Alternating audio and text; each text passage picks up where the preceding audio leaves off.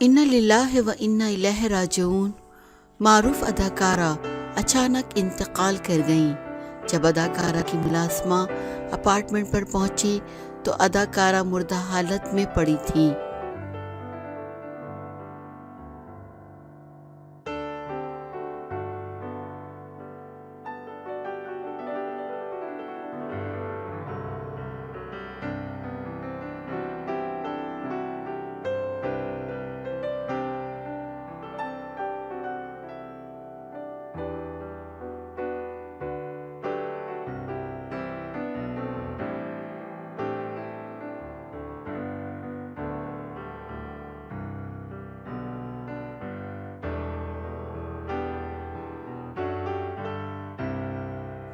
مصر میں مقیم سعودی اداکارہ عریش عبداللہ انتقال کر گئی ہیں۔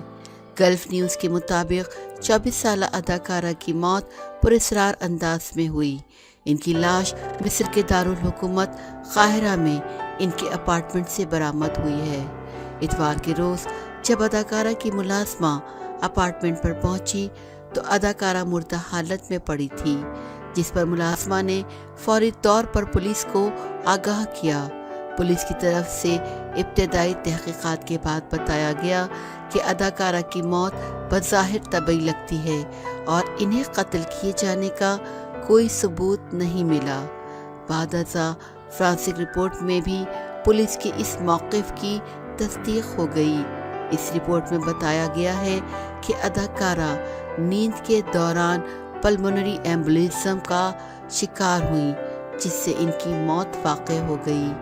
میت کو تدفین کے لیے سعودی عرب بھجوانے کے لیے ڈیتھ سرٹیفکیٹ جاری کر دیا گیا ہے۔